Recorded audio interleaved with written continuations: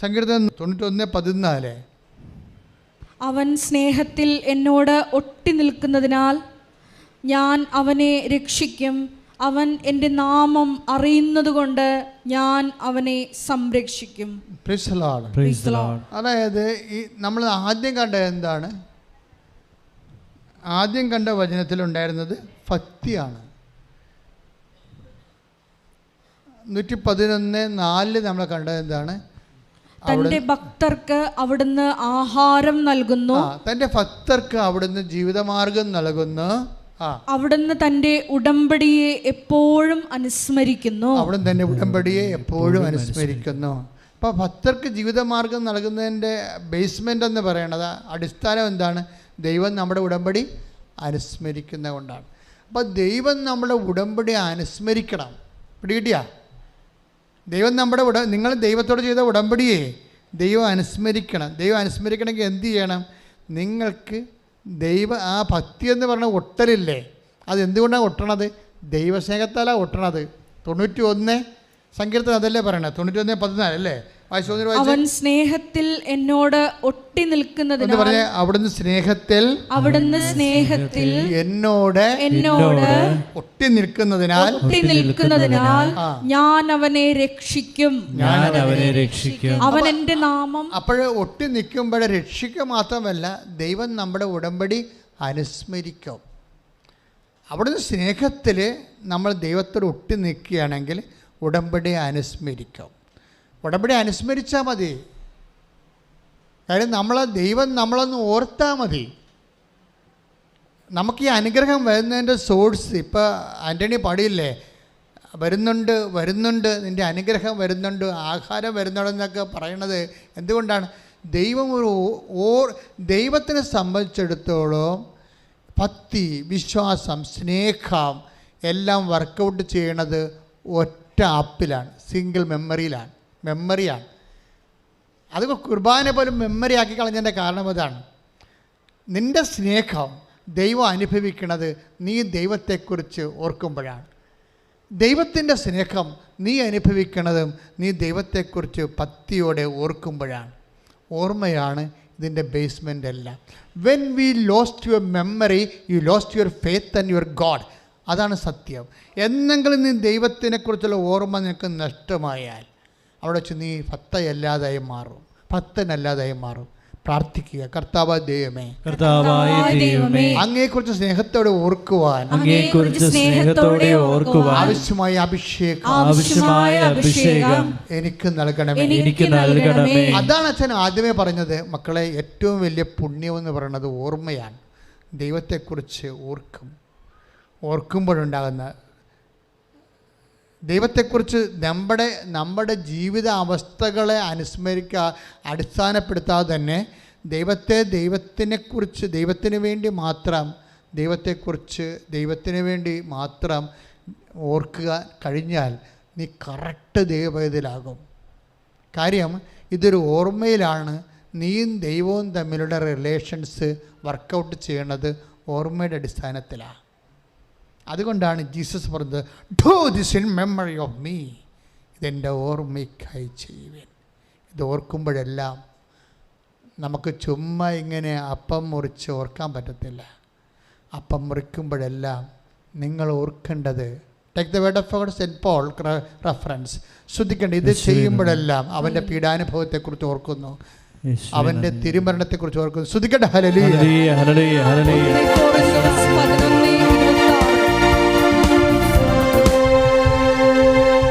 1 കൊറിന്തോസ് 11:26 നിങ്ങൾ ഈ അപ്പം ഭക്ഷിക്കുകയും ഈ പാത്രത്തിൽ നിന്ന് പാനം ചെയ്യുകയും ചെയ്യുമ്പോഴെല്ലാം കർത്താവിന്റെ മരണം അവന്റെ പ്രത്യാഗമനം വരെ പ്രഖ്യാപിക്കുകയാണ് ചെയ്യുന്നത്. ഇതാണ് അവസ്ഥ. അതായത് ഇത് നിങ്ങൾ അവൻ്റെ അപ്പം അവൻ്റെ നാമത്തിൽ മുറിച്ച് കഴിയുമ്പോൾ നമ്മൾ എന്താ ഓർക്കേണ്ടത്? കർത്താവിൻ്റെ മരണമാണ് ഓർക്കുന്നത്. എന്നുവരെ ഓർക്കും? അവൻ്റെ പ്രത്യാഗമനം വരെ ഓർക്കും. ഇവിടെ അതുകൊണ്ടാണ് മാസിനേക്കാൾ കുർബാനയേക്കാൾ വലിയതൊന്നും ദൈവത്തിന് സ്ഥാപിക്കാൻ പറ്റത്തില്ല എന്ന് വിശുദ്ധമാർ പറയണത് അതാണ്. കുർബാന സ്ഥാപിക്കുന്നതിനേക്കാൾ വലുത്. കാര്യം അത് ഓർമ്മയുടെ ഏറ്റവും സൊഫിസ്റ്റിക്കേറ്റ് ആയിട്ടുള്ള, ഏറ്റവും റിഫൈൻഡ് ആയിട്ടുള്ള, ദൈവത്തെ നമുക്ക് ഓർക്കാനും നമുക്ക് ദൈവത്തെ ഓർക്കാനും, ദൈവസ്നേഹത്തിലും ദൈവത്തിന് നമ്മളുടെ സ്നേഹത്തിൽ നിറയാനും നമുക്ക് ദൈവത്തോടെ സ്നേഹത്തിൽ നിറയാനും. അത് തന്നെ ഇവിടെ എഴുതിയിരിക്കുന്നത് എന്താണ്? അവിടുന്ന് നമ്മൾക്ക് എന്തുകൊണ്ടാണ് ഈ ഫത്തിനെ അനുസ്മരിക്കാൻ കാരണം എന്താണ്? 91:14 വായിച്ചതിൻ്റെ 91 നമ്മൾ ആദ്യം അതായത് അവിടുന്ന് തൻ്റെ സ്നേഹത്താൽ തൻ്റെ ഭക്തർക്ക് അവിടുന്ന് ആഹാരം നൽകുന്നു, അവിടുന്ന് തൻ്റെ ഉടമ്പടിയെ എപ്പോഴും അനുസ്മരിക്കുന്നു. ഇതാണ് പ്രശ്നം. ഈ അനുസ്മരണം എന്ന് പറഞ്ഞൊരു സംഭവമാണ് ആധ്യാത്മികതയുടെ ആൽഫയും ഒമേഗയും. എന്താ പ്രശ്നം വെച്ച് കഴിഞ്ഞാൽ ഇതൊരു ഓർമ്മയാണ്.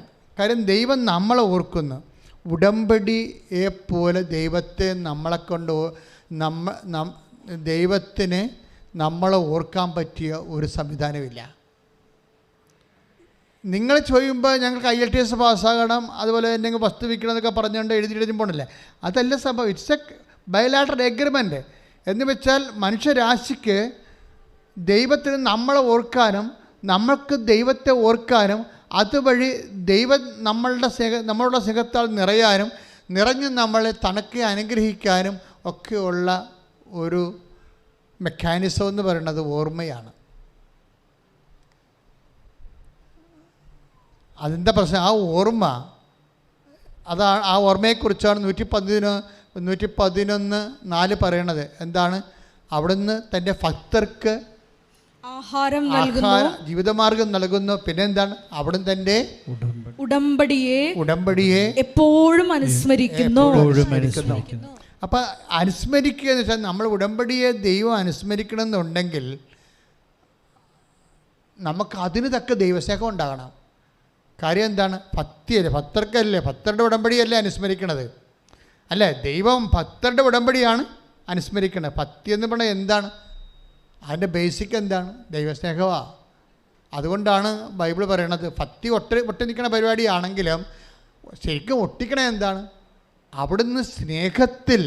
Take the word of God. 91 സങ്കീർത്തനം ശ്രദ്ധിക്കട്ടെ. ഹല്ലേലൂയ ഹല്ലേലൂയ ഹല്ലേലൂയ. 91 സങ്കീർത്തനം 14 തിരുവചനം. 91:14. അവൻ സ്നേഹത്തിൽ എന്നോട്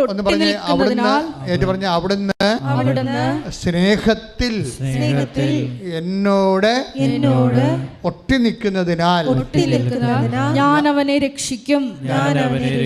രക്ഷ വരണതും സംരക്ഷണം വരണതും എല്ലാം വരണത് എന്താണ്? നിൻ്റെ സ്നേഹത്തിൻ്റെ ലെവലനുസരിച്ചാണ്, ദൈവസ്നേഹത്തിൻ്റെ ലെവല്.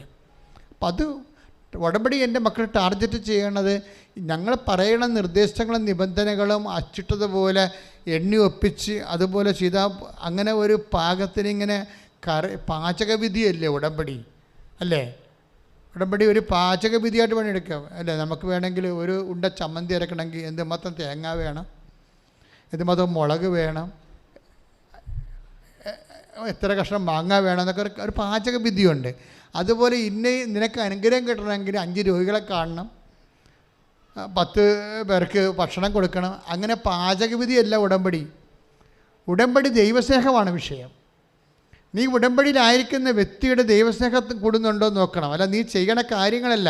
നീ ചെയ്യണ കാര്യം സാങ്കേതികമായിട്ടാണെങ്കിൽ എന്ത് ചെയ്യും? ദൈവസ്നേഹം ഇല്ലാതെ സാങ്കേതികമായിട്ടാണ് ചെയ്യണമെങ്കിൽ വർക്കൗട്ട് ചെയ്യത്തില്ല. അത് ഒന്ന് കുറേ ദിവസം പറയുന്നില്ല. നീ മാലാഖമാരുടെ ഭാഷയെ സംസാരിച്ചാൽ പോലും സ്നേഹമില്ലെങ്കിൽ അതൊക്കെ ശൂന്യം. ശ്രദ്ധിക്കട്ടെ. ഹല്ലേലൂയ. Take the word of God. ഹല്ലേലൂയ ഹല്ലേലൂയ ഹല്ലേലൂയ ഹല്ലേലൂയ ഹല്ലേലൂയ. യേശുവേ ആരാധന, യേശുവേ നന്ദി, യേശുവേ നന്ദി, യേശുവേ മഹത്വം. ഹല്ലേലൂയ ഹല്ലേലൂയ ഹല്ലേലൂയ. 1 കൊരിന്തോസ് 13:1. ഞാൻ മനുഷ്യരുടെയും ദൈവദൂതന്മാരുടെയും ഭാഷകളിൽ സംസാരിച്ചാലും എനിക്ക് സ്നേഹമില്ലെങ്കിൽ ഞാൻ മുഴങ്ങുന്ന ചേങ്ങലയോ ചിലമ്പുന്ന കൈത്താളമോ ആണ്. അതായത് പൗലോസ് അപ്പോസ്തലൻ അത്ര വലിയ കവിയല്ലായിരുന്നു. കാര്യം മുഴങ്ങുന്ന ചേങ്ങലക്കും ചിലമ്പിനുമൊക്കെ ഒരു താളമുണ്ട്. പക്ഷേ ശരിക്കും പറഞ്ഞാൽ ആ താളം പോലും ഉണ്ടാകത്തില്ല സ്നേഹമില്ലെങ്കിലും അദ്ദേഹം നമ്മുടെ ഭാഷകളെല്ലാം നമുക്ക് കമ്മ്യൂണിക്കബിൾ പോലും ആകാതെ ഇരിക്കുമെന്നാണ് പറയണത്. പക്ഷേ അതിനേക്കാൾ ഗതികേടാണ് ശരിക്കും പറഞ്ഞാൽ. അതുകൊണ്ട് എൻ്റെ മക്കൾ ചെയ്യണത് സ്നേഹരാഹിത്യമായിട്ടുള്ള എന്തെങ്കിലും ബേസ്മെൻ്റ് ഉണ്ടോ എന്ന് നോക്കണം. കാര്യം ഇതെല്ലാം ചെയ്യണമെങ്കിൽ സ്നേഹം വേണം. ആരോട് വേണം? ദൈവത്തോട് വേണം. ദൈവത്തോട് സ്നേഹമില്ലാതെ നിനക്ക് ആശുപത്രി പോകാനൊന്നും രോഗികളെ കാണാൻ പറ്റത്തില്ല. ദൈവത്തോട് സ്നേഹമില്ലാതെ നിനക്ക് ഒരു ബന്ധവും സ്വന്തമല്ലാത്ത ആൾക്കാരെ വിളിച്ചിരുത്തി പഠിക്കാൻ, ഇപ്പം ഞാൻ ചില പ്രശ്നത്തിൽ പറഞ്ഞു ട്യൂഷൻ പഠിപ്പിക്കാൻ പറ്റുന്നവരിപ്പോൾ ഈ വെക്കേഷൻ ടൈമാണ്. എല്ലാവരും തന്നെ ഇംഗ്ലീഷിനും കണക്കിനുമൊക്കെ കുറവുള്ള ആൾക്കാരാണ് പിള്ളേർക്ക് നല്ല വിദ്യാഭ്യാസം കിട്ടണില്ല. അപ്പോൾ അതുകൊണ്ട് തന്നെ അവർക്കൊരു സെൻറ്റൻസ് പോലും എഴുതാൻ അറിയാൻ പാടില്ലാത്ത 10ാം ക്ലാസ്സുകാരെ നമ്മൾ കണ്ടിട്ടുണ്ട്. അപ്പോൾ കുറച്ച് പഠിപ്പുള്ളവർ SSLC അതുപോലെ തന്നെ 9ാം ക്ലാസ്സുകാരൊക്കെ വിളിച്ചിരുത്തിയിട്ട് അവർ കിട്ടുന്ന സമയം കൊണ്ട് അവിടെ ഗ്രാമർ ഒന്ന് ചെക്ക് ചെയ്യണം, അവിടെ കണക്കൊന്ന് നോക്കണം. അവർക്ക് ബേസിക്ക് പോയിരിക്കുന്ന ആൾക്കാരാണ്. അപ്പോൾ അവർ 10ാം ക്ലാസ്സിൽ പഠിച്ചാലും ജോലിയൊന്നും കിട്ടത്തില്ല അവർക്ക്. ഗവൺമെൻറ് പിന്നെ ഇരട്ടി ട്യൂട്ടോറിയൽ ഇരട്ടി പണം മുടക്കി പിന്നെ ഇവരെ പഠിപ്പിക്കാതിരിക്കാൻ വേണ്ടി ഗ്രേസ് മാർക്ക് കൊടുത്ത് വിടും. പക്ഷേ ഇവരെന്നാ പറ്റണമെന്ന് വെച്ച് കഴിഞ്ഞാൽ ഗവൺമെൻറ് എന്താ ഉദ്ദേശിക്കുന്നത്? അതായത് സ്കിൽഫുൾ അല്ലാത്ത കുറച്ച് തൊഴിലാളികളെ അടുത്ത തലമുറ സൃഷ്ടിക്കാൻ പറ്റുന്ന വിദ്യാഭ്യാസമാണ് ചില സമയത്ത് ഓൾ പ്രൊമോഷൻ കൊണ്ട് ഉണ്ടാകണത്. ഗവൺമെൻറ് അതേ പറ്റത്തുള്ളൂ. ഞാൻ ഗവൺമെൻറ് കുറ്റം പറയുകയല്ല. പക്ഷേ അതേസമയം തന്നെ ഇങ്ങനെ ഷെഡ് ഔട്ട്സുകളുടെ എണ്ണം കൂടുന്നുണ്ട്. അതേസമയം തന്നെ 9ാം ക്ലാസ് വരെ ചെന്നിട്ട് ബേസിക്സ് കിട്ടാത്തവരുണ്ട്. അവരെ നിങ്ങൾ വിളിച്ചിരുത്തി ജാതി മതവും നോക്കാതെ അവരുടെ ബേസിക്സ് കറക്റ്റ് ചെയ്യണം. ഗ്രാമർ ആയാലും ഇംഗ്ലീഷ് ആയാലും കണക്കായാലും ഒന്ന് നോക്കണം. ഗ്രാമർ, ഇംഗ്ലീഷ്, കണക്ക് ഒന്ന് നോക്കിയിട്ട് കാര്യം അവർക്ക് ഇപ്പോൾ ട്യൂഷൻ പൈസ കൊടുത്ത് ട്യൂഷൻ ചെയ്യാൻ ഉള്ള മാർഗ്ഗമില്ലാത്തവരെ നോക്കണം. അത് ഉടമ്പടിയുടെ ഒരു ഭാഗമാകണം. പക്ഷേ അത് നിങ്ങൾ ദൈവസ്നേഹത്താൽ ചെയ്യണം. ദൈവസ്നേഹത്തെ ചെയ്തില്ലെങ്കിലുള്ള കുഴപ്പമെന്ന് വെച്ച് കഴിഞ്ഞാൽ പിന്നെ സമുദായ സ്നേഹമാണ് ഉള്ളത്. കേരളത്തിൻ്റെ കാര്യം പറയുക, ഒരു മനുഷ്യൻ ദൈവസ്നേഹത്തെ ഇപ്പം നമ്മൾ ജാതി മാറണം, ജാതി ഉണ്ടാവരുത്, മതം ഉണ്ടാവരുതെന്നൊക്കെ പറഞ്ഞാലും ഇത് ഒരു പറയുന്ന ആൾക്കാർ അതിനേക്കാൾ വലിയ ജാതി കളിക്കുന്ന ആൾക്കാരാണ്.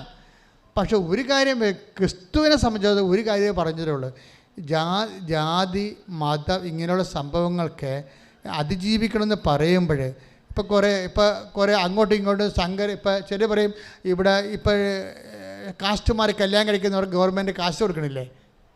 കാസ്റ്റുമാർ കല്യാണം കഴിക്കുന്നവർക്ക് അല്ലേ, 2 കാസ്റ്റിൽ എതിർ കാസ്റ്റിൽ കല്യാണം കഴിക്കുന്നവർക്ക് കാശ് കൊടുക്കുന്നുണ്ട്. അപ്പോൾ അതുകൊണ്ട് കാസ്റ്റ് സിസ്റ്റം മാറുമെന്നാണ് ഇവർ പറയണത്. ആര് മാറാൻ? ഒരിക്കലും മാറത്തില്ല. കാരണം ഇത് ജാതി എന്നല്ല, ജനിതകമല്ലേ, ജനറ്റിക്കല്ലേ ഇത് സാധനം, ബ്ലഡിൽ കിടക്കുന്ന സാധനമല്ലേ ഇത്. ജാത്യ ഗുണം തൂത്താ പോവുക. ഇതിൻ്റെ അകത്തുള്ളത് ജനറ്റിക്കൽ കേസാണിത്. ഇത് കുറേ വർഷങ്ങൾ.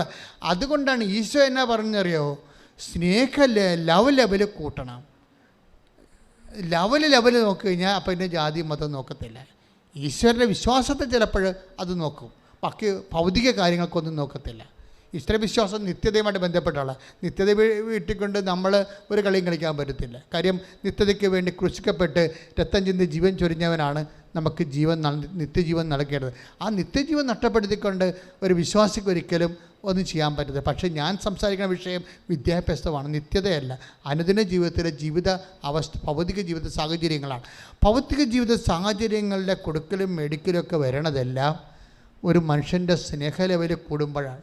അതുകൊണ്ട് ഈശോ എന്നാ ചെയ്യുന്നറിയാവോ, എന്നെ നിങ്ങൾ സ്നേഹിക്കണം. എന്തിനാണെന്നറിയാവോ, എന്നെ നിങ്ങൾ എല്ലാത്തേക്കാളും ഉപരി ദൈവത്തെ സ്നേഹിക്കണമെന്ന് പറഞ്ഞില്ലേ? അതെന്തിനാണ് അങ്ങനെ പറഞ്ഞിരിക്കണത്? എന്തിനാണ്?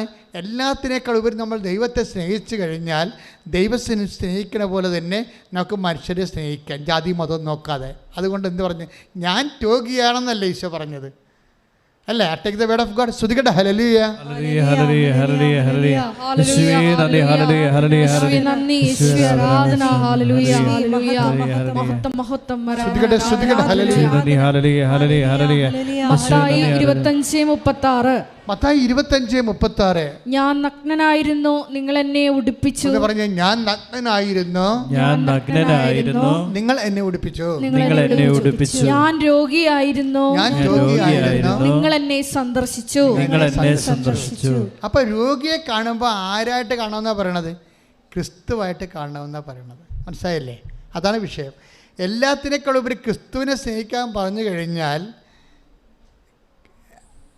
നമുക്ക് ദൈവസ്നേഹം വർദ്ധിക്കുന്ന അനുസരിച്ച് കൊണ്ട് പിന്നെ എന്താ പറയണത്? അത് നേരെ തിരിച്ചു വരും. എങ്ങനെ തിരിച്ചു വരും?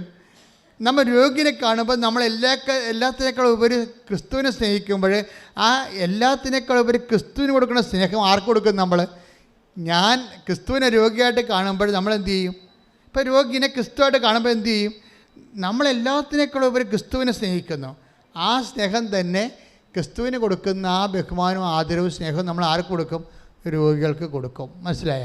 അവരെന്ത് ജാതിയായാലും എന്ത് അവസ്ഥയായാലും ആ ദൈവത്തിന് കൊടുക്കുന്ന അതേ നിലവാരം ആ രോഗികൾക്ക് കൊടുക്കും. ഇത് ആണ് സുവിശേഷത്തിൻ്റെ കാഴ്ചപ്പാട്.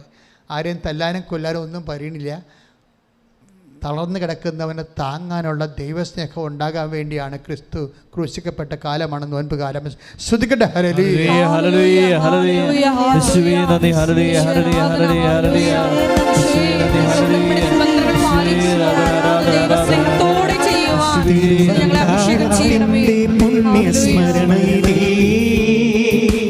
തീയായി നാവിൽ പടരാനായി ദൈവമിതാ തിരുവോസ്തിയായി രൂപം പ്രാപിച്ചണയുന്നു. തിരുരക്തത്തിൻ ചോണിമയായി നിന്നണയുന്നു. ഉള്ളിൽ തീയായിരിക്കുന്ന ദിവ്യകാരുണ്യച്ചൂടിൽ പാപത്തിൻ ശാപങ്ങളെരിയണം. സ്നേഹത്തിൻ തീനാളം പടരണം. ദിവ്യകാരുണ്യമേ ദൈവമേ, ദിവ്യകാരുണ്യമേ സ്നേഹമേ, ദിവ്യകാരുണ്യമായി എന്നെ തേടിയെത്തുന്ന യേശു അങ്ങേ ഞാൻ ആരാധിക്കുന്നു. ആനന്ദത്തോടുൾക്കൊണ്ടിടുന്നു. ദിവ്യകാരുണ്യമായി എന്നെ തേടിയെത്തുന്ന യേശു അങ്ങേ ഞാൻ ആരാധിക്കുന്നു. ആനന്ദത്തോടുൾക്കൊണ്ടിടുന്നു. പരിശുദ്ധ പരമ ദിവ്യകാരുണ്യത്തിന് ഇപ്പോൾ ഉടമ്പടിയിൽ നമ്മൾക്ക് ഉടമ്പടി എപ്പോഴും പുഷ്പിക്കുന്നത് ദൈവസ്നേഹത്തിലാണ്. ഇപ്പോൾ നിങ്ങൾ ടെക്നിക്കലായിട്ടും ഇങ്ങനെ സാങ്കേതികമായിട്ടും വിഷയങ്ങൾ ചെയ്താൽ അത് ഡ്രൈ ഉടമ്പടി എന്ന് പറയും. Dry covenant. നിങ്ങൾ പല ആൾക്കാരും ചെയ്യുന്നത് ഡ്രൈ കവനൻ്റാണ്. ഞാൻ എപ്പോഴും ഡ്രൈ കവനൻ്റ് എന്ന് പറയാം. എന്നാൽ ഡ്രൈ കവനൻ്റ് ഞങ്ങൾ കുർബാന ചൊല്ലുന്ന പട്ടക്കിടുന്ന മുമ്പ് ഡ്രൈ മാസം നടത്തുമായിരുന്നു. കഴിഞ്ഞ പ്രാവശ്യം ഞാനത് പറഞ്ഞായിരുന്നു. ഇപ്പോഴും ഞാനത് പറയുകയാണ്. ഡ്രൈ മാസം എന്ന് പറഞ്ഞാൽ എന്താണ്? ഒസ്തി പിന്നൊക്കെ എടുത്തിട്ട് കുർബാനയുടെ പ്രാർത്ഥനകളൊക്കെ ചൊല്ലിക്കൊടുക്കും. പട്ടം കിട്ടിയിട്ടില്ല, അത് ചൊല്ലി പഠിക്കുകയാണ്. അതുകൊണ്ട് എന്താ പറ്റും? നമ്മൾ എത്ര വാഴ്ത്തിയാലും ഈ ഗോതമ്പപ്പം ഈശോയുടെ ശരീരമായി മാറത്തില്ല. ചിലർ എത്ര ഉടമ്പടി രോഗികളെ കണ്ടാലും ദൈവസ്നേഹം വർക്കൗട്ട് ചെയ്യത്തില്ല.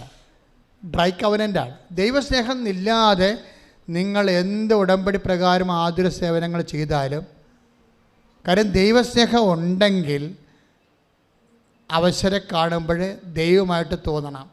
അതാണ് എൻ്റെ ഭക്തി എന്ന് പറയുന്നത്. അതാണ് ഞാനെന്ന് പറയണത്. അല്ലെങ്കിൽ ഈശോക്ക് രോഗികളെ ശുശ്രൂഷിക്കണം എന്ന് പറഞ്ഞാൽ മതി. അങ്ങനെയല്ല, ഞാൻ രോഗിയായിരുന്നു എന്നാണ് പറയണത്.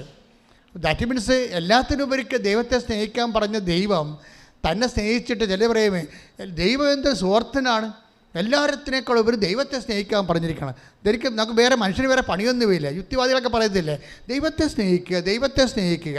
അപ്പോൾ ദൈവത്തെ സ്നേഹിക്കുമ്പോൾ ആ സ്നേഹിക്കാൻ വേണ്ടി ജനങ്ങളെ നിർബന്ധിക്കണ ദൈവം എന്തൊരു സ്വാർത്ഥനാണ്. പക്ഷേ അതെന്താ സംഭവം? നമ്മൾ ദൈവത്തെ സമ്പൂർണ്ണമായി എല്ലാത്തിനേക്കാളും ഉപരി സ്നേഹിച്ച് കഴിയുമ്പോൾ അടുത്ത കൽപ്പന പറയും. എന്താണ്? ഞാൻ രോഗിയായിരുന്നു, ഞാൻ നഗ്നനായിരുന്നു, നിങ്ങൾ എന്നെ ഉടുപ്പിച്ചു.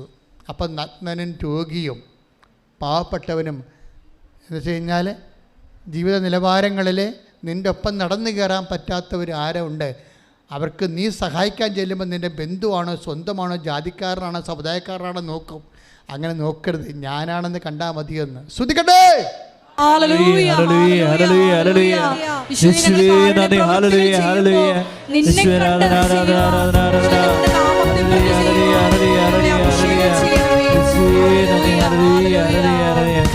സ്നേഹമെന്ന വാക്കിനർത്ഥം ഭൂമിയെ ജീവിതം കൊണ്ടെന്ന് പൂർത്തിയാകുമ്പോൾ സ്നേഹം സഹനമാണെന്നു ഞാൻ അറിയുന്നു. സ്നേഹം മരണമാണെന്നു ഞാൻ കാണുന്നു. സ്നേഹം ബലിയായി തീരുന്നു, ചങ്കും ചോരയുമേകുന്നു. സ്നേഹം കുർബാനയായി തീരുന്നു. സ്നേഹം കുരിശിൽ പൂർണ്ണമാകുന്നു. ദിവ്യകാരുണ്യമേ ദൈവമേ, ദിവ്യകാരുണ്യമേ സ്നേഹമേ, ദിവ്യകാരുണ്യമായി എന്നെ തേടിയെത്തുന്ന യേശു അങ്ങേ ഞാൻ ആരാധിക്കുന്നു. ആനന്ദത്തോടുൾക്കൊണ്ടിടുന്നു. ദിവ്യകാരുണ്യമായി എന്നെ തേടിയെത്തുന്ന യേശു അങ്ങേ ഞാൻ ആരാധിക്കുന്നു. ആനന്ദത്തോടുൾക്കൊണ്ടിടുന്നു. കർത്താവിൻ്റെ വചനം ഇങ്ങനെ തന്നെ. കർത്താവ് പറഞ്ഞു, കർത്താവിൻ്റെ സ്നേഹം എന്താണ്? കർത്താവ് നേരത്തെ പറഞ്ഞിട്ടുണ്ട്, ഞാൻ ജാതിയോ മതമോ ബന്ധുവോ സ്വന്തമോ ഒന്നും നോക്കിയല്ല ആൾക്കാരെ സ്നേഹിക്കണമെന്ന്. അതെന്താ പറയുക? എനിക്ക് ഇഷ്ടമുള്ളവരോട് എനിക്ക് കാരുണ്യം കാണിക്കാം. അത് ഇഷ്ടത്തിൻ്റെ പേരിലാണ്, ജാതിയുടെ പേരിലല്ല, മതത്തിൻ്റെ പേരിലല്ല, സമുദായത്തിൻ്റെ പേരിലല്ല. ദൈവത്തിൻ്റെ കൃപയും അനുഗ്രഹവും നിനക്ക് ലഭിക്കണത് ദൈവത്തിന് നിന്നോട് ഇഷ്ടം തോന്നുന്നതിൻ്റെ പേരിലാണ്. ഞാൻ പറഞ്ഞ മനസ്സിലാകുന്ന നിങ്ങൾക്ക്, ഈ ഉടമ്പടി എടുത്തിരിക്കുന്ന കക്ഷികളെ നിങ്ങൾക്ക് ഇത് വർക്കൗട്ട് ചെയ്യുമ്പോൾ ദൈവത്തിന് നിങ്ങളോട് ഇഷ്ടം തോന്നുന്നതെന്നാണ് ഈ പറഞ്ഞതിൻ്റെ അർത്ഥം. ക്ലിയർ അല്ലേ? വേറെ ഒന്നും ചിന്തിച്ച് കളി കയറേണ്ട കാര്യമില്ല. ഞാൻ നിങ്ങളോട് പറഞ്ഞ ഇത്രയും, അതായത് ഈ ഉടമ്പടി എടുത്തിരിക്കുന്ന കക്ഷികളോട് ദൈവത്തിന് ഇഷ്ടം തോന്നണം. എന്താ കാരണം? ഈ ദൈവസ്നേഹം രൂപപ്പെടുത്തി വന്നാൽ, അത് ഉടമ്പടി ബേസ്മെൻറ്റിലാണല്ലോ ദൈവസ്നേഹം നമ്മളിൽ രൂപപ്പെടുത്തി വരണത്. കാര്യം അത് ഭക്തിയിൽ അടിസ്ഥാനമാണ്. ഭക്തി ദൈവസ്നേഹത്താൽ ഒട്ടുന്ന വിഷയമാണെന്ന് സങ്കീർത്തനം 91:14 പറഞ്ഞില്ലേ? അപ്പോഴേ ഈ ഉടമ്പടിയിൽ ലക്ഷ്യം എന്താണ്? ദൈവസ്നേഹം വർദ്ധിപ്പിക്കുക. അപ്പോഴെന്ത് പറ്റും? നിനക്ക് ദൈവത്തിന് നിന്നോട് ഇഷ്ടം തോന്നും. കാര്യം ദൈവത്തിനെ സംബന്ധിച്ചിടത്തോളം വേറെ ഒരു ഗ്രൗണ്ടുമില്ല. എന്താണ്? എനിക്ക് ഇഷ്ടമുള്ളവരോട് അങ്ങനെ ഒരു വചനമുണ്ട്. എന്താ വചനം? സങ്കീർത്തനം റോമ 9:15 എടുത്ത് ശ്രദ്ധിക്കട്ടെ.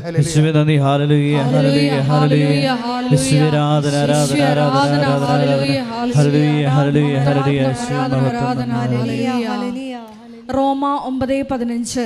റോമ 9:15. എനിക്ക് ദയ തോന്നുന്നവരോട് പറഞ്ഞ, എനിക്ക് ദയ തോന്നുന്നവരോട്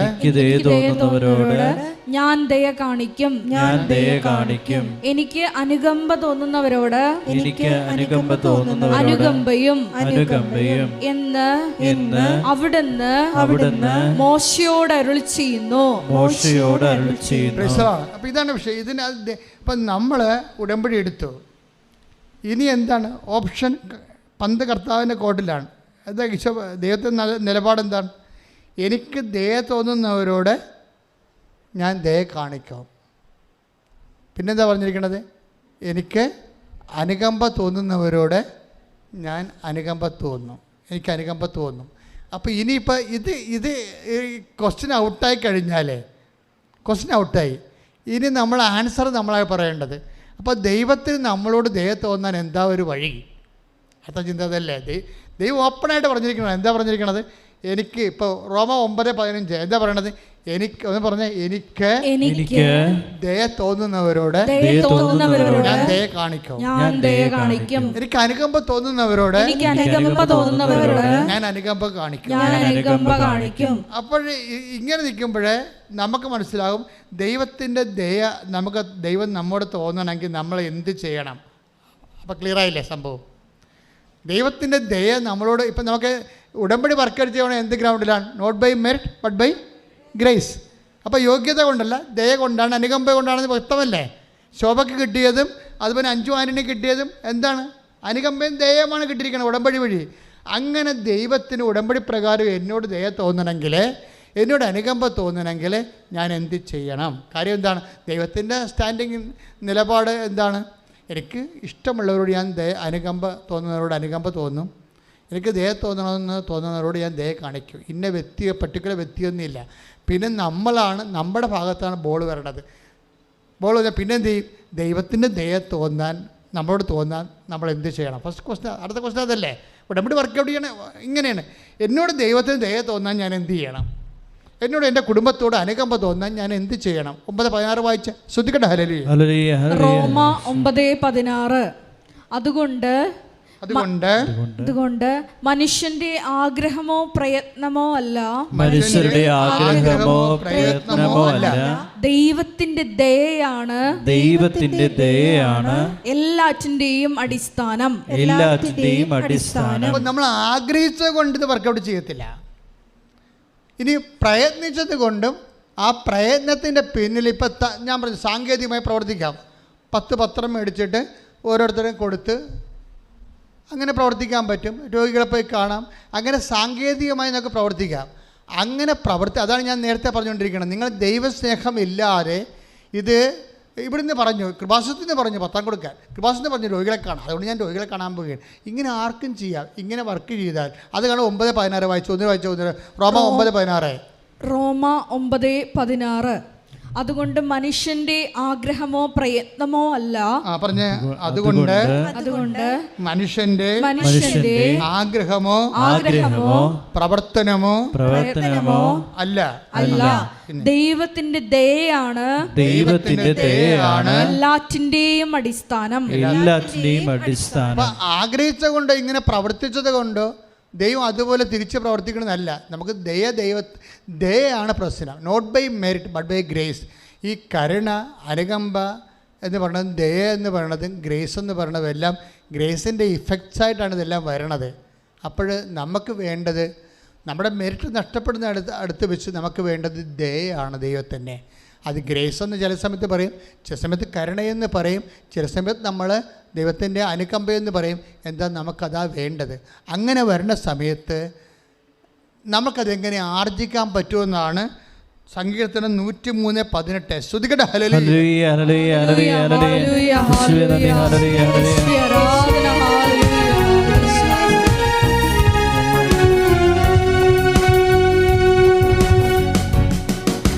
സ്നേഹം സഹനമാണെന്നോ ഞാൻ അറിയുന്നു, സ്നേഹം മരണമാണെന്നോ ഞാൻ കാണുന്നു, സ്നേഹം ബലിയായി തീരുന്നു, ചങ്കും ചോരയുറേടുന്നു, സ്നേഹം കുരിശിൽ പൂർണ്ണമാകുന്നു, സ്നേഹം കുർബാനയായി തീരുന്നു.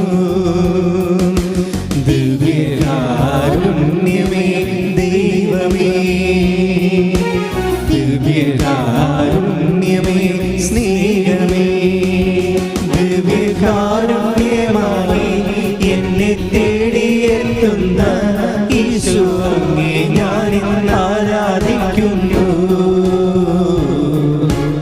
ആനന്ദത്തോടും കൊണ്ടിടുന്നു. ദിവ്യകാരുണ്യമായി എന്നെ തേടിയെത്തുന്ന യേശു അങ്ങേ ഞാൻ ആരാധിക്കുന്നു, ആനന്ദത്തോടും കൊണ്ടിടുന്നു. പരിശുദ്ധ പരമദിവ്യകാരുണ്യത്തിന്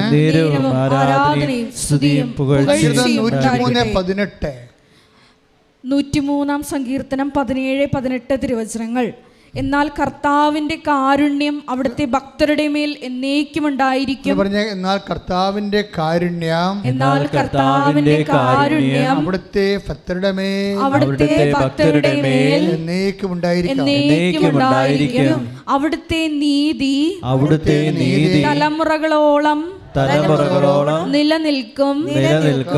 അവിടുത്തെ ഉടമ്പടി പാലിക്കുന്നവരുടെയും അവിടുത്തെ കൽപ്പനകൾ ശ്രദ്ധാപൂർവം അനുസരിക്കുന്നവരുടെയും മേൽ തന്നെ.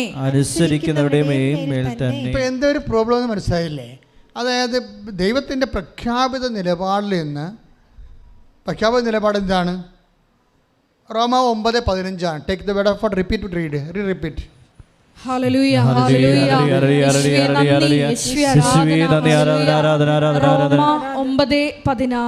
റോമ 9:16. അതുകൊണ്ട് മനുഷ്യന്റെ ആഗ്രഹമോ പ്രയത്നമോ അല്ല, അതുകൊണ്ട് മനുഷ്യന്റെ ആഗ്രഹമോ പ്രയത്നമോ അല്ല, ദൈവത്തിന്റെ ദയയാണ് എല്ലാറ്റിന്റെയും അടിസ്ഥാനം. ദയയാണ് അടിസ്ഥാനം. അപ്പം ദയയാണ് അടിസ്ഥാനമെങ്കിൽ ദൈവത്തിൻ്റെ നിലപാടെന്താണ്? 9:15. റോമ 9:15. Take up word, read it. ഹല്ലേലൂയ, ഹല്ലേലൂയ. റോമ 9:15. എനിക്ക് ദയ തോന്നുന്നവരോട് ഞാൻ ദയ കാണിക്കും. എനിക്ക് ദയ തോന്നുന്നവരോട് ഞാൻ ദയ കാണിക്കും. എനിക്ക് അനുകമ്പ തോന്നുന്നവരോട് അനുകമ്പയും. അപ്പൊ നമ്മുടെ പ്രവർത്തനവും ആഗ്രഹവും അല്ല 9:16 പറയുന്ന പോലെ ദൈവത്തിന് ദയ കിട്ടാനുള്ള ഒരു മാർഗം. ദൈവത്തിന് ദയ കിട്ടാനുള്ള മാർഗം എന്താണ്? അതാണ് സങ്കീർത്തനം 103:18 പറയുന്നത്. എന്താണത്?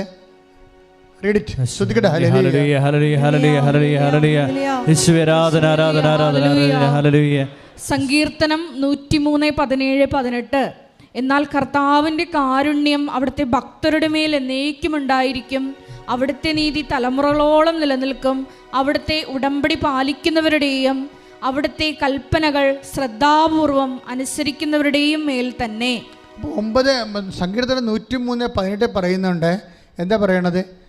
കർത്താവിന് ഇപ്പോൾ റോമ 9:15 അനുസരിച്ച് ദൈവത്തിന് ഇഷ്ടമുള്ളവരോട് കരുണ കാണിക്കുന്നു, ഇഷ്ടമുള്ളവരോട് അനുകമ്പ കാണിക്കുന്നു പറഞ്ഞാലും കർത്താവിൻ്റെ കാരുണ്യം ആ ഇഷ്ടമുള്ളവരുടെ പട്ടികയിൽ ആരാണ് വരുന്നതെന്നാണ് സങ്കീർത്തനം 103:18 വരണത്.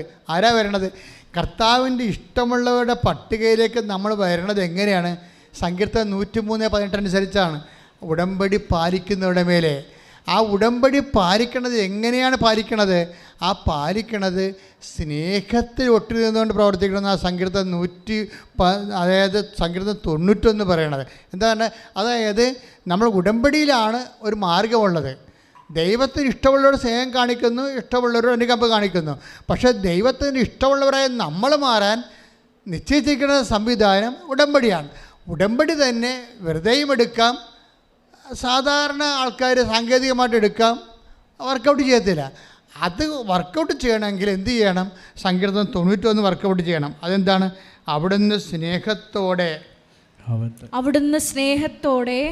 സ്നേഹത്തോടെ എന്നോട് ഒട്ടി നിൽക്കുന്നതിനാൽ ഞാൻ അവനെ രക്ഷിക്കും. Praise the Lord. ദൈവസ്നേഹത്തിലാണ് ഈ വിഷയം നിൽക്കുന്നത്.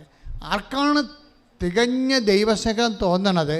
അവരോട് ദൈവത്തിന് ഇഷ്ടമുണ്ടാകും. ആ ഇഷ്ടത്തിൻ്റെ, ആ ദൈവസ്നേഹത്തിൻ്റെ തീഷ്ണതയും സത്യസന്ധതയും ആഴവും അനുസരിച്ച് കൊണ്ടാണ് ഭക്തി വർദ്ധിക്കുന്നത്. ആ ഭക്തരോട് 2 കാര്യങ്ങളാണ് ദൈവം ചെയ്യണത്. ഒന്ന്, ഭക്തി വർദ്ധിക്കുന്നതനുസരിച്ച് നമ്മൾ ചുണ്ടുകൊണ്ടുള്ള ഭക്തിഗാനങ്ങളും ഭക്തി പ്രാർത്ഥനയും പാരവശ്യങ്ങളൊന്നുമല്ല, സത്യസന്ധമായ ജീവിത സാക്ഷ്യങ്ങളിലൂടെയാണ് നമ്മുടെ ഭക്തി ദൈവസ്നേഹം വർദ്ധിക്കുന്നതനുസരിച്ച് 2 കാര്യങ്ങൾ ഭക്തിയുള്ളവർക്ക് സംഭവിക്കും. എന്താ സംഭവിക്കും? ഒന്ന്, വലിയ കാര്യങ്ങൾ ചെയ്യും ദൈവം. 2, തലമുറകൾ തോറും ചെയ്യും. Praise the Lord. അതാണ് അമ്മ പറയണത്. സങ്കീർത്തനം അതായത് ലൂക്ക 1:49-50. വായിച്ചോളൂ. ശക്തനായവൻ എനിക്ക് വലിയ കാര്യങ്ങൾ ചെയ്തിരിക്കുന്നു. ഒന്ന് പറഞ്ഞ ശക്തനായവൻ എനിക്ക് വലിയ കാര്യങ്ങൾ ചെയ്തിരിക്കുന്നു. അവിടുത്തെ നാമം പരിശുദ്ധമാണ്.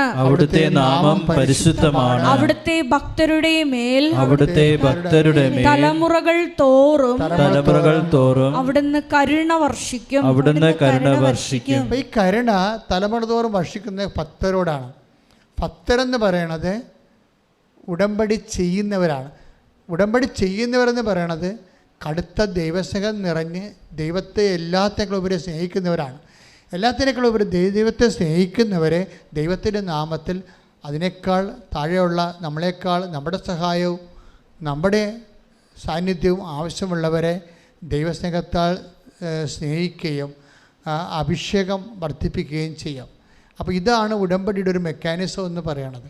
അല്ല വേറെ ഒന്നുമില്ല ഇതിൻ്റെ അകത്ത്. വേറെ ഒന്നുമില്ലെന്നല്ല. ഈ കാലഘട്ടത്തിൽ പറഞ്ഞിട്ട് ഈ ഏറ്റവും പ്രക്ഷുബ്ധമായൊരു കാലഘട്ടത്തിൽ മനുഷ്യൻ ഈ ലോകത്ത് നിരന്തരം എല്ലാ ദിവസവും സാക്ഷ്യം പറയുകയാണ്. എല്ലാ ദിവസവും കൃപാസനത്തിൻ്റെ ഒരു സാക്ഷ്യത്തിന് എന്തുകൊണ്ടാണ് ഇന്നലെ മേയഞ്ഞിട്ട സാക്ഷ്യം 1.25 ലക്ഷം പേര് ഉടനെ കണ്ടത് എന്തുകൊണ്ടാണ്? സാക്ഷി ഇടിപെട്ടായതുകൊണ്ടാണ്. കാര്യം ഉടമ്പടി എന്ന് പറയുമ്പോൾ നിങ്ങൾക്ക് മനസ്സിലായില്ലേ, അത് നിങ്ങൾ പറയുന്ന പോലെ ഒരു പരസ്പര സമ്മതത്തെക്കാൾ ഉപരി അതിൻ്റെ ബയോളജി, അതിൻ്റെ പരിച്ഛേദങ്ങളൊക്കെ, അതിൻ്റെ ആന്തരിക ആത്മീയ ഘടനകളൊക്കെ ആഴമായ കാലഹരണപ്പെടാത്ത ദൈവത്തിൻ്റെ മനസ്സിൻ്റെ വെളിപാടുകളാണ്. അതാണ് ഇക്കാലങ്ങളിൽ നമ്മുടെ ജീവിത അവസ്ഥകളിലേക്ക് ദൈവം നമ്മളെ വെളിപ്പെടുത്തി നമ്മളെ ദൈവം അനുദിനം ഉടമ്പടിയിലൂടെ അനേകം മക്കളെ ശക്തിപ്പെടുത്തിക്കൊണ്ടിരിക്കുന്നത്. അതുകൊണ്ട് ഉടമ്പടി എടുത്തിട്ടുള്ളവരെ, ഇവിടെ തീർത്ഥാടനത്തിൽ ഇരിക്കുന്നവരും ഓൺലൈനിൽ എന്നെ ശ്രവിക്കുന്നവരും ഈ ധ്യാനം എപ്പോഴെല്ലാം എവിടെ ചെയ്യാൻ കൂടുന്നു അപ്പോഴെല്ലാം സത്യാവസ്ഥ മനസ്സിലാക്കി, കോർട്ട് ദി മാറ്റർ, ആന്തരികതയിൽ എന്താണ് ഉടമ്പടി എന്ന് മനസ്സിലാക്കി അതിനെ സത്യസന്ധമായി ബുദ്ധിപരമായി പരിശോധിച്ച് ഹൃദയം കൊണ്ട് ചെയ്ത് സുവിശേഷത്തിൻ്റെ എക്കാലത്തെയും വലിയ സാക്ഷികളായി മാറാൻ നമുക്ക് ശ്രമിക്കാം. പ്രാർത്ഥിക്കുക. കർത്താവായ ദൈവമേ, ഉടമ്പടിയുടെ ആത്മാവറിഞ്ഞ് ദൈവത്തിന്റെ ഹൃദയം വിവേചിച്ച് സുവിശേഷത്തിന്റെ ജ്വലിക്കുന്ന സാക്ഷികളായി മാറാൻ ഞങ്ങളെ ഈ ആരാധനയിൽ അഭിഷേകം ചെയ്യണമേ. ഉടമ്പടിയിൽ വെച്ചിരിക്കുന്ന വിഷയങ്ങളെക്കാൾ ഏറ്റവും വലുതാണ് ദൈവവും ഞാനുമായിട്ടുള്ള സ്നേഹബന്ധം എന്ന സത്യം തിരിച്ചറിഞ്ഞ ദൈവത്തിൽ അഭയം പ്രാപിക്കാൻ, ജീവിക്കാൻ പരിശുദ്ധമ്മയുടെ മാധ്യസ്ഥത്തിലെ ഈശോയുടെ നാമത്തിൽ പ്രാർത്ഥിക്കുന്ന പരമപിതാവേ, മഹത്വം ഉണ്ടായിരിക്കട്ടെ. ഹല്ലേലൂയ. യേശുവേ നന്ദി. ഹല്ലേലൂയ ഹല്ലേലൂയ ഹല്ലേലൂയ. യേശുവേ നന്ദി. ഹല്ലേലൂയ ഹല്ലേലൂയ ഹല്ലേലൂയ.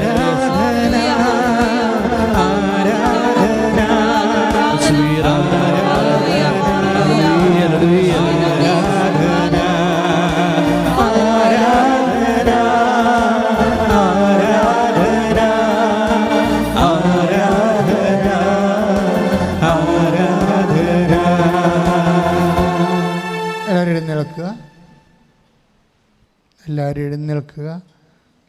രോഗസൗഖ്യ പ്രാർത്ഥനയുടെ സമയമാണ്.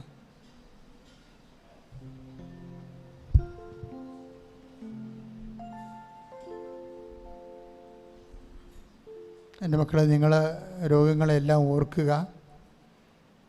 ഓർക്കുന്ന ഓരോ രോഗങ്ങളെ അച്ഛൻ പ്രാർത്ഥിച്ചുകൊണ്ടിരിക്കുന്ന രോഗസ്ഥലങ്ങളിലെല്ലാം നിങ്ങൾ കൈകളെ മാറ്റി യേശുവെ സ്വസ്ത്രം, യേശുവെ നന്ദി, യേശുവെ ആരാധന എന്ന് പറഞ്ഞുകൊണ്ട്, അല്ലെങ്കിൽ വിശ്വാസപ്രമാണം അറിയാവുന്നൊരു വിശ്വാസപ്രമാണം ചൊല്ലിക്കൊണ്ട്, വിശ്വാസപ്രമാണം അറിയാൻ പാടില്ലാത്തവരെ യേശുവെ സ്വസ്ത്രം, യേശുവെ ആരാധന, യേശുവെ നന്ദി എന്ന് ഉൾക്കൊഴിച്ചുകൊണ്ട് ദൈവത്തെ സ്തുതിച്ചുകൊണ്ട് സൗഖ്യം നേടുക. സ്തുതിക്കട്ടെ. ഹല്ലേലൂയ ഹല്ലേലൂയ. യേശുവിന്റെ ഉന്നതമായ നാമത്തിന് സ്തോത്രം ചെയ്യുന്നു. കർത്താവേ, നിന്റെ വിശുദ്ധ പൗരോഹിത്യത്തെ മഹത്വപ്പെടുത്തണമേ എന്ന് പ്രാർത്ഥിക്കുന്ന കർത്താവേ, സഭയിലുള്ള സാന്നിധ്യം പ്രകടമാക്കണമേ എന്ന് പ്രാർത്ഥിക്കുന്നു. ദൈവത്തിൻ്റെ കരുണ മക്കളിലേക്ക് ആവസിക്കട്ടെ. കർത്താവിൻ്റെ കരുണ മക്കളിലേക്ക് ആവസിക്കട്ടെ. എൻ്റെ കർത്താവിൻ്റെ ഉന്നതമായ നാമത്തിൽ, സഭയുടെ അധികാരത്തിൽ, കുരിശിൻ്റെ അടയാളത്തിൽ, ദൈവത്തിൻ്റെ ശക്തി ഞാൻ മക്കൾക്ക് വേണ്ടി പ്രാർത്ഥിക്കുന്നു. ഈശോ, വിശുദ്ധ പൗരോഹിത്യത്തെ മഹത്വപ്പെടുത്തണമേ കർത്താവേ. ശ്രദ്ധിക്കട്ടെ. സാന്നിധ്യം പ്രകടമാക്കട്ടെ. കർത്താവിൻ്റെ ഉന്നതമായ നാമത്തിന് സ്വസ്ത്രം ചെയ്യുന്ന കർത്താവിൻ്റെ തിരുമുറിവാർന്ന വലതുകരം ഓരോ മകൻ്റെ ശിരസ്സിലും മകളുടെ ശിരസ്സിലും വെക്കണമേ എന്ന് പ്രാർത്ഥിക്കുന്ന ഈശോയെ. ഉദരരോഗികളെ സ്പർശിക്കണേ പ്രാർത്ഥിക്കുന്ന കർത്താവ്. അടിപ്പിണർ പോലെ വൈദ്യാഘാതം പോലെ ദൈവികമായ ശക്തി കർത്താവ്. ശ്വാസകോശ രോഗികളിലെ, ഹൃദയ രോഗികൾ, കരൾ രോഗികൾ, കിഡ്നി രോഗികൾ, ആന്തരിക അവയവങ്ങളിൽ എവിടെയെല്ലാം രോഗങ്ങളുണ്ട് എവിടെയെല്ലാം വൈറസ് നെഗറ്റീവായിട്ട് ബാക്ടീരിയ പ്രവർത്തിക്കുന്നുണ്ട്, എവിടെയെല്ലാം ഇൻഫെക്ഷനുണ്ട്, അവിടെയെല്ലാം കർത്താവിൻ്റെ വിശുദ്ധമായ രക്തത്തെ കഴുകട്ടെ. യേശുവിൻ്റെ ഉന്നതമായ നാമത്തിൽ, സഭയുടെ അധികാരത്തിൽ, കുരിശിൻ്റെ അടയാളത്തിൽ, ദൈവശക്തിയാൽ നീ സൗഖ്യം പ്രാപിക്കട്ടെ. ശ്രദ്ധിക്കട്ടെ.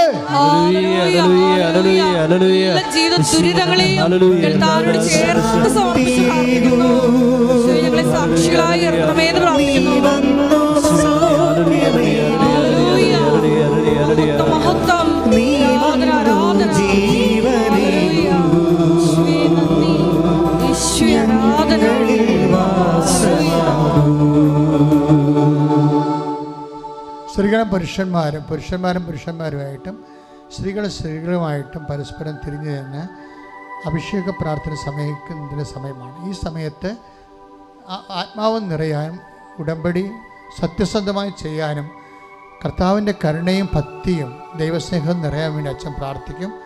അതുപോലെ ജോലിയില്ലാത്തവർ, വീടില്ലാത്തവർ, വിവാഹം ഒത്തുവരാത്തവർ, മക്കളില്ലാത്തവർ, തെറ്റായ നടപടികൾ ചെന്ന് അകപ്പെട്ടു പോയ മക്കൾ, അങ്ങനെ പോലെ ജീവിതത്തിൻ്റെ ദുരിതങ്ങളിൽ വഴിപോലും ഇല്ലാത്ത മക്കൾ, നടക്കാൻ വഴിയില്ലാത്തവർ പോലും ഉണ്ട്.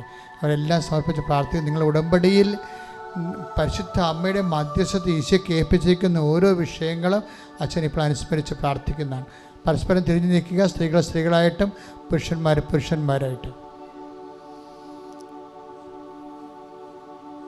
3 പുരുഷന്മാരും ആണുള്ളെങ്കിൽ 3 പേരും ഒരുമിച്ച് പ്രാർത്ഥിക്കുക. 4 ഉണ്ടെങ്കിൽ 2 പേരുമായിട്ട് തിരിഞ്ഞു നിൽക്കുക. സ്ത്രീകൾ അതുപോലെ പരസ്പരം കൈകളെടുത്തിട്ട് കൈകളെ വിരിച്ച് വെക്കുക. അച്ഛൻ വിരിച്ചിരിക്കുന്ന പോലെ. നിങ്ങൾക്ക് കർത്താവിൻ്റെ തിരുരത്വത്തിൻ്റെ അഭിഷേകം ഉണ്ടാകാൻ വേണ്ടി അച്ഛൻ അഭിഷേക പ്രാർത്ഥന ചെല്ലുന്ന സമയമാണ്. സ്തുതിക്കട്ടെ. കർത്താവെ, കൈകളിലേക്ക്, ഈ പാവപ്പെട്ട കൈകളിലേക്ക്, ഞങ്ങളുടെ ഓരോരുത്തരെയും കൈകളിലേക്ക് കർത്താവെ, ഇത് അവരുടെ ശിരസ് വെക്കുമ്പോൾ ആത്മാവിന് ശക്തി ഉണ്ടാകാൻ വേണ്ടി തിരുത്വത്തിൻ്റെ അഭിഷേകം നൽകാൻ പ്രാർത്ഥിക്കുക. അടിപ്പണർ പോലെ വൈതാഖാനം പോലെ ദൈവികമായ ശക്തി മക്കളിലേക്ക് ആവശ്യിക്കാൻ ഇടയാകണം പ്രാർത്ഥിക്കുന്നു. ശ്രദ്ധിക്കട്ടെ.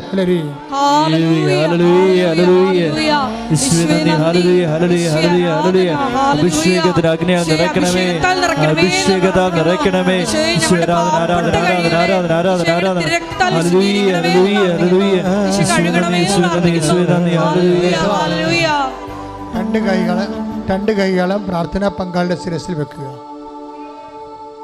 2 കൈകളും പ്രാർത്ഥനാ പങ്കാളിയുടെ ശിരസിൽ വെച്ചിട്ട് ശക്തമായി സ്തുതിക്കുക. 3 പേരോ 4 പേരോ 2 പേരോ അങ്ങനെ കിട്ടുന്ന ഗ്രൂപ്പ് അനുസരിച്ച് നിന്ന് ശക്തമായി സ്തുതിക്കുക. സ്തുതിപ്പറിയാത്തവരെ വിശ്വാസ പ്രമാണം ചൊല്ലിക്കണം പ്രാർത്ഥിക്കുക. അച്ഛൻ നിങ്ങൾക്ക് എല്ലാവർക്കും വേണ്ടി, എല്ലാവർക്കും അഭിഷേകം ലഭിക്കാനും ഇന്നത്തെ ധ്യാനത്തിൻ്റെ ദൈവികമായ കരുണയും ഭക്തിയും എല്ലാവരിലും നിറയാനും ദൈവത്തിന് നമ്മോട് ഇഷ്ടമുണ്ടാകാൻ വേണ്ടി ദൈവത്തിൻ്റെ സ്നേഹത്താൽ നിറയാൻ വേണ്ടി ശ്രദ്ധിക്കട്ടെ. ശ്രദ്ധിക്കട്ടെ. എല്ലാവരും ശ്രദ്ധിക്കട്ടെ.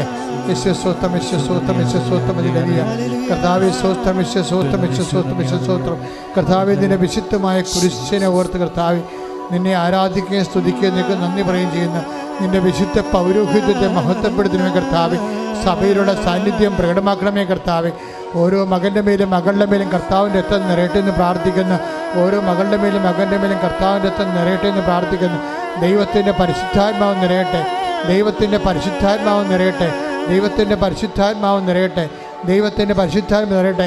എല്ലാ വ്യക്തികളിലും പരിശുദ്ധാത്മ നിറയട്ടെ. എല്ലാ വ്യക്തികളിലും ദൈവത്തിൻ്റെ സത്യം നിറയട്ടെ. ദൈവത്തിൻ്റെ സ്നേഹം നിറയട്ടെ. ദൈവത്തോടുള്ള സ്നേഹം നിറയട്ടെ. കർത്താവ് ഉടമ്പടി സ്വീകരിക്കപ്പെടാൻ ദൈവത്തിൻ്റെ കരുണയും ഭക്തിയും ലഭിക്കാൻ വേണ്ടി കർത്താവിൻ്റെ ദൈവത്തിൻ്റെ കരുണ ലഭിക്കാൻ വേണ്ടി കർത്താവെ എല്ലാ മേഖലയും സ്പർശിക്കട്ടെ. ഭക്തിയുടെ മേഖല സ്പർശിക്കട്ടെ.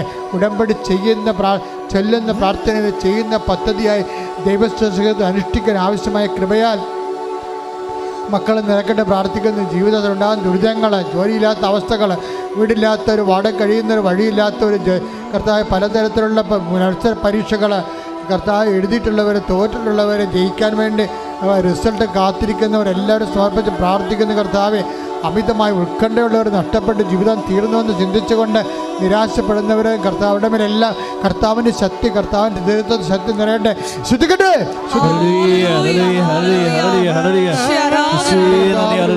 നാമത്തിൽ സഭയുടെ അധികാരത്തിൽ കുരിശിൻ്റെ അടയാളത്തിൽ 36 വർഷം അർപ്പത്തിൽ കൃപാനുസരിച്ച കൃപാസ്ഥാനത്താരെ ജീവനോടെ പ്രത്യക്ഷപ്പെട്ട പരിശുദ്ധ അമ്മയുടെ മാധ്യസ്ഥത്തിൽ പിതാവിൻ്റെയും പുത്രൻ പരിശുദ്ധ നാമത്തിൽ ദൈവത്തിൻ്റെ കൃപ നൽകട്ടെ. ദൈവത്തിൻ്റെ കൃപ ചൊരിയട്ടെ. ദൈവത്തിൻ്റെ കൃപ ചൊരിയട്ടെ. ദൈവത്തിൻ്റെ കൃപ ചൊരിയട്ടെ. ദൈവത്തിൻ്റെ കൃപ ചൊരിയട്ടെ. ദൈവത്തിൻ്റെ കൃപ ചൊരിയട്ടെ. ഭാഷാവ് ശ്രദ്ധിക്കട്ടെ. ഭാഷാവർ പ്രാർത്ഥിക്കട്ടെ. പ്രാർത്ഥാവർ ശ്രദ്ധിക്കട്ടെ. പ്രാർത്ഥാവർ പ്രാർത്ഥിക്കട്ടെ. ശ്രദ്ധിക്കട്ടെ. ശ്രദ്ധിക്കട്ടെ. ഹല്ലേലൂയ, ഹല്ലേലൂയ, ഹല്ലേലൂയ. യേശുവേ നന്ദി. യേശുവേ ആരാധന. ഹല്ലേലൂയ, ഹല്ലേലൂയ. അഭിഷേകം ചെയ്യണമേ എന്ന് പ്രാർത്ഥിക്കുന്നു. ഹല്ലേലൂയ, ഹല്ലേലൂയ, ഹല്ലേലൂയ. ഹല്ലേലൂയ, ഹല്ലേലൂയ, ഹല്ലേലൂയ. യേശുവേ ആരാധന. ഹല്ലേലൂയ, ഹല്ലേലൂയ. മഹത്വം, മഹത്വം. ആരാധന, ആരാധന. ഹല്ലേലൂയ. നീ വന്നു ശാന്തിയേകൂ,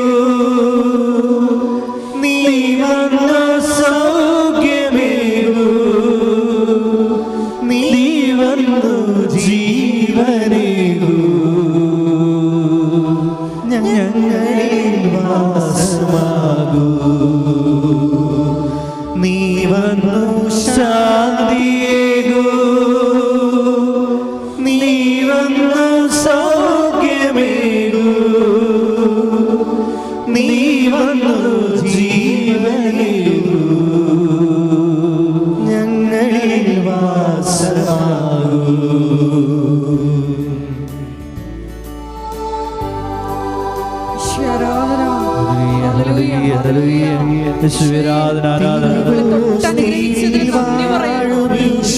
ശക്തിപ്പെടുത്തിയതിന് നന്ദി പറയുന്നു. സ്വന്തമാക്കിയതിന് നന്ദി പറയുന്നു. ഹല്ലേലൂയ.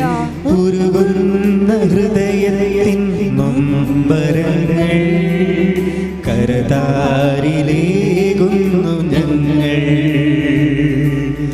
നീ വന്നു ശാന്തിയേകൂ,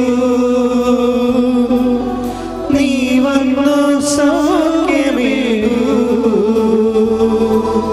നീ വന്നു ജീവനേകൂ, ഞങ്ങളിൽ വാസമാകൂ. നീ വന്നു ശാന്തിയേകൂ, നീ വന്നു സൗഖ്യമേകൂ, നീ വന്നു ജീവനേകൂ, ഞങ്ങളിൽ വാസമാകൂ. എല്ലാവരും മുട്ട നിൽക്കുക. സമാപന ആശീർവാദമാണ്. എന്തെങ്കിലും വിഷയം പ്രാർത്ഥിക്കാൻ അച്ഛൻ വിട്ടുപോയിട്ട് മക്കൾക്ക് ഇപ്പോൾ ഓർത്ത് പരിശുദ്ധ അമ്മ വഴി ഈശോയ്ക്ക് സമർപ്പിക്കാം. മൗനമായി പ്രാർത്ഥിക്കുക. ഉടമ്പടിയിൽ വെച്ചിരിക്കുന്ന എല്ലാ വിഷയങ്ങളും ഒരിക്കൽ കൂടി ദിവ്യകാരുണ്യ സന്നിധിയിൽ സമർപ്പിച്ചുകൊണ്ട് നമ്മളിപ്പോൾ നൊമ്പരപ്പെടുത്തുന്ന എല്ലാ വിഷയങ്ങളും അമ്മയുടെ മധ്യസ്ഥയിൽ ദിവ്യകാരുണ്യ സന്നിധിയിൽ സമർപ്പിച്ചുകൊണ്ട് അമ്മയുടെ പ്രത്യക്ഷീകരണത്തിൻ്റെ സാക്ഷികളായി എന്നെയും എൻ്റെ കുടുംബത്തെയും ഉയർത്തണമേ എന്ന് പ്രാർത്ഥിച്ചുകൊണ്ട് ശിരസ് നമിച്ച് നമുക്ക് ദിവ്യകാരുണ്യനാഥൻ്റെ ആശീർവാദം സ്വീകരിക്കാം. ആരാധന, ആരാധന, ആരാധന, ആരാധന, ആരാധന, ആരാധന, ആരാധന, ആരാധന, പരിശുദ്ധ പരമാ ദിവ്യകാരുണ്യത്തിന് എന്നേരവും ആരാധനയും സ്തുതിയും പുകഴ്ചയും ഉണ്ടായിരിക്കട്ടെ. പരിശുദ്ധ പരമാ ദിവ്യകാരുണ്യത്തിന് എന്നേരവും ആരാധനയും സ്തുതിയും പുകഴ്ചയും ഉണ്ടായിരിക്കട്ടെ. പരിശുദ്ധ പരമാ ദിവ്യകാരുണ്യത്തിന്